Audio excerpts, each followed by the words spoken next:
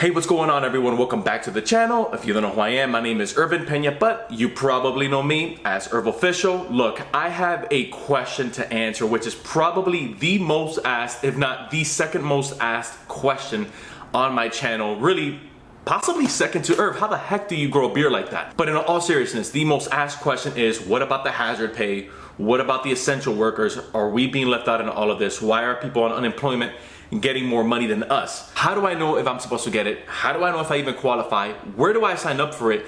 And what's the income requirement? Look, we're gonna get into all of that in this video. And if that sounds good to you, then go ahead and smash that like button down below until it turns blue. And my YouTube analytics are telling me that about 85 to 90% of the people that watch my content are not subscribed. So if you haven't done so already and you are enjoying this content, hit that subscribe button down below and join the official community. Let's get right into it. So when talking about the essential pay and the premium pay, and by the way, they're the same thing, so we're gonna be using those terms interchangeably in this video, we are looking at two things. One, we're looking at the time frame in which you actually worked, and two, we're looking at the amount of hours that you worked, at least for this part.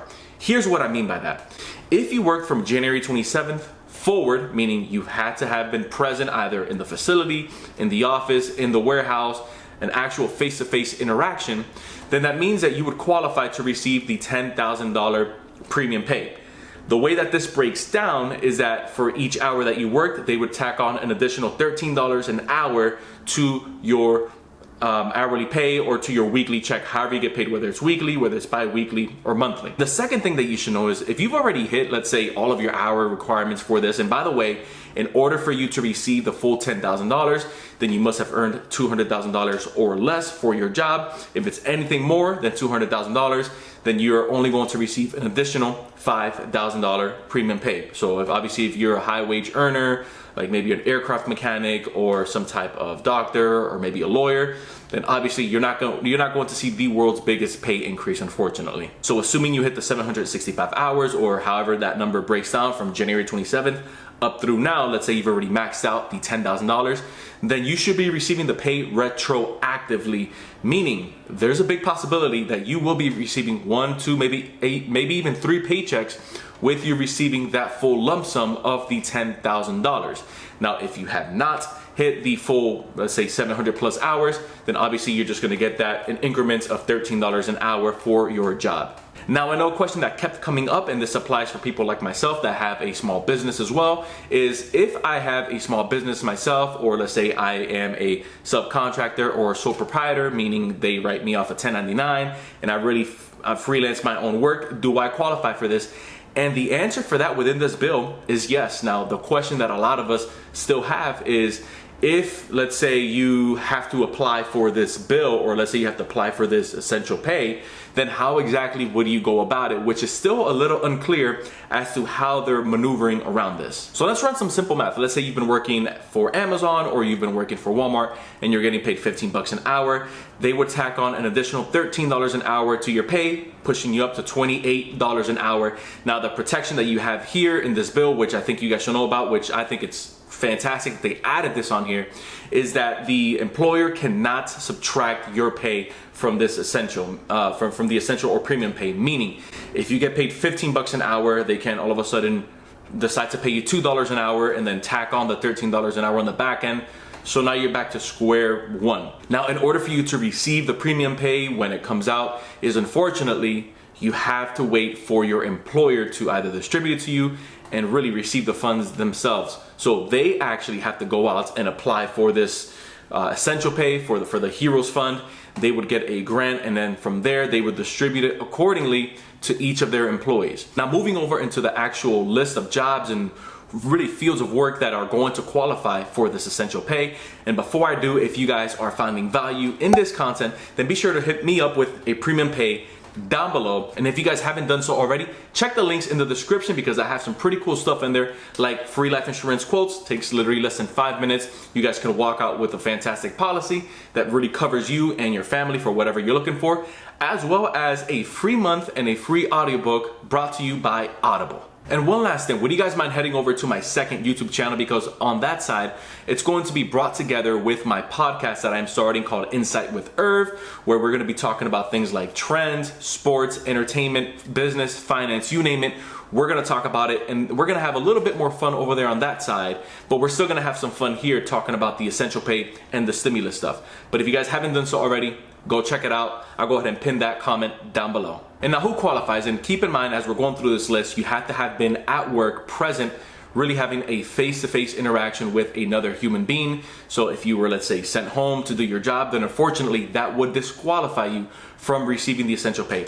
I know it sucks, but one thing to keep in mind, everything sucks except you.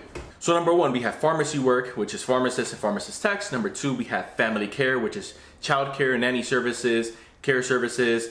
You would actually qualify if you provided care for a family member. Obviously, if you can show statements that you were somehow paid for it, for the services that you provided for that family member. Number three is first responders like firefighters, EMT, police officers, correction officers, security. Number four is your news gathering stations that provided information to the public via television, radio, or newspaper. I'm so surprised that YouTube isn't on there. Number five is warehouse workers. Number six, actually going back to number five with warehouse workers. Again, this is face-to-face interaction, so you have to actually have been at the distribution center. If you are, let's say, a receptionist at a warehouse, you would qualify. If you're, let's say, a truck driver at a warehouse, you would qualify. So that's one thing to keep in mind for you guys. Number six, cleaning work. So for building maintenance, janitorial, repair services. Number seven, any work that a state, city, or town considers essential. Okay, let's go ahead and put a little bookmark right there and just put a pause on this, because I really want to bring a point home for number seven. A lot of you guys in my previous videos kept asking me questions like, hey Irv, I received a letter from my employer that said I was deemed essential, but you didn't mention it off on your list. What's going on? Who do I believe? Okay, when it comes to having your work deemed essential, this is going to be on a case-by-case basis for your area. Let's say that you are a deep sea fisherman in Nebraska, look at the map, and then you're a deep sea fisherman in Maine. Obviously, the deep sea fisherman in Maine is going to be considered essential over the deep sea fisherman in Nebraska. I'm using that big contrast to really illustrate a point here, and that's this.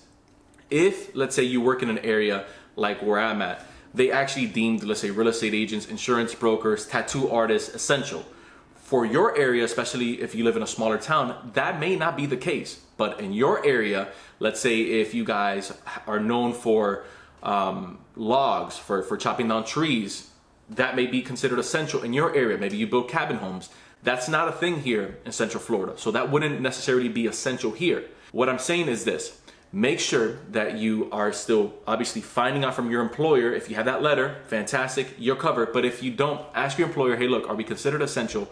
And two, check on your county websites if your jobs or within the municipality or you're in your city or in your state, if your type of work or labor is considered essential. Because the last thing that you want to do is read through or listen to this list and say, well, he covered me on that list. But for some reason or another within your city or your municipality, your type of work doesn't necessarily count as essential. So I hope that makes sense. That's why I wanted to put a pause on 7, because it can be a bit broad, and that question came up probably about 267.5 times. 8 is laundry work. Number 9 is garbage and waste removal. Number 10 is social work. Number 11 is home health aid. So if you care for another individual by providing care at their home, and this isn't necessary for family, but let's say if you took care of somebody elderly or someone that was going through some type of rehab.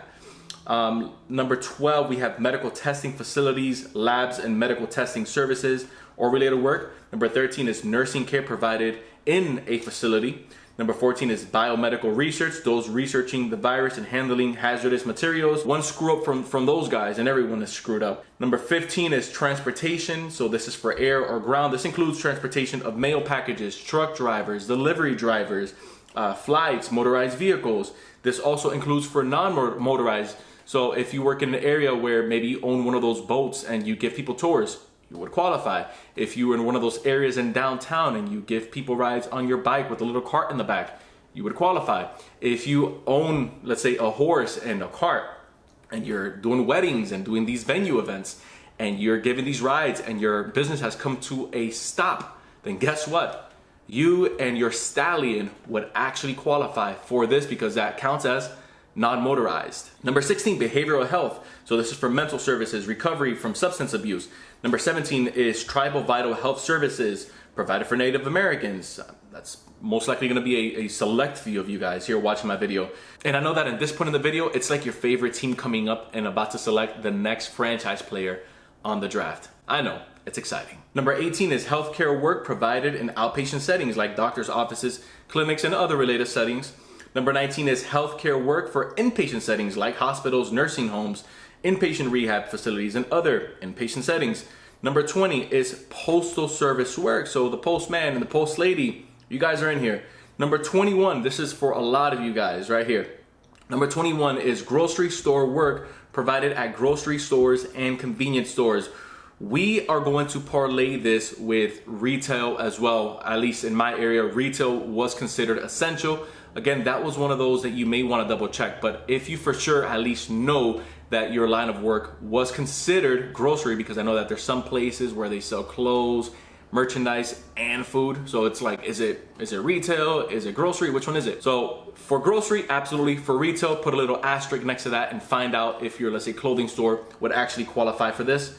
Number 22 is food production, including but not limited to butchering, packaging, canning, fishing, farming. Number 23, education. And let's go ahead and slow this one down.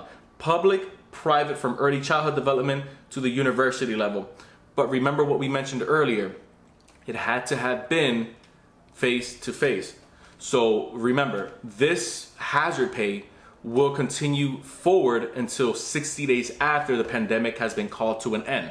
So let's say if you were working and you're a school teacher and they put everything to a pause, and let's say for whatever reason you had to switch over to online, well, under these guidelines, you would not receive the essential pay. But let's say that school opens back up and people start going back to work and everything gets at least a little safer, and you know, you're teaching kids or whatnot.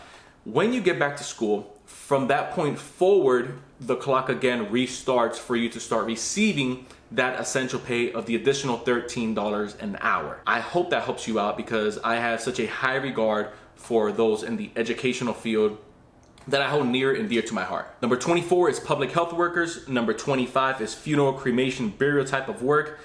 Number 26 is physical, occupational, speech, respiratory therapy.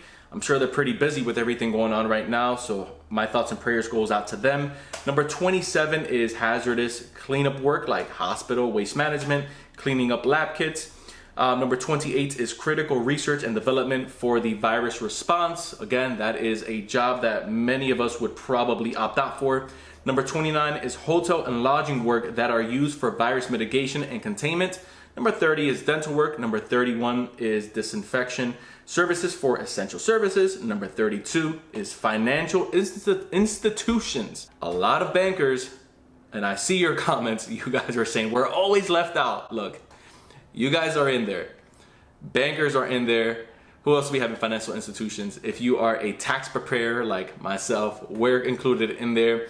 If you possibly sell life insurance, I know that a 215 license is considered financial type of work. If you are a financial advisor, stockbroker, you guys are in there again, as long as you have some type of office interaction or some type of office setting. And number 33 is a restaurant, meaning drive-through, carry out, you name it, it's on there. So whether you fried the food, whether you were a server, whether you're a cook, whether you're a bartender, you're included on there. Check this out, because a lot of you guys either drive for Instacart or deliver for Instacart, deliver for Amazon, drive for Uber, Lyft. You would receive, at least under these guidelines, because you guys receive a 1099 miscellaneous pay, you would receive the essential pay. Now, what you guys have to find out is Instacart, Uber, is Lyft, is Grubhub, are they actually going to apply for this grant? Because they've come out and made statements stating that you guys are actually making more money now than you were the same time last year. So that is one thing to keep an eye on. And one last thing that I did want you to pay attention to is this.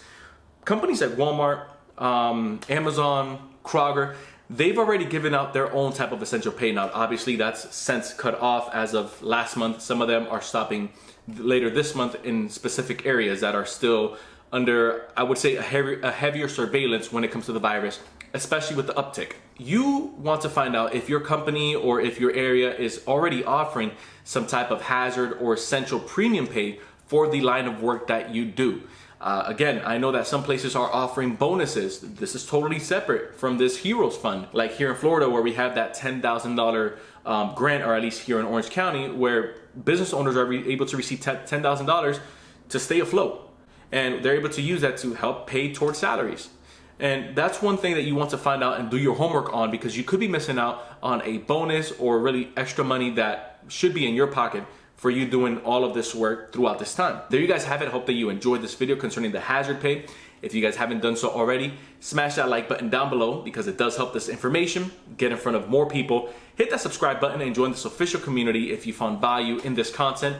Tap that notification bell so that you don't miss a beat, and so that you're notified every time we're dropping content just like this each and every single week. Check those links down below. Again, pretty cool stuff like the life insurance where you can get it in 5 minutes or less, and the free audiobook and Audible membership for 1 whole month through that link as well down below. Once again, my name is Irvin Pena, but you probably know me as Herbofficial. Until next time, everyone, we'll see ya.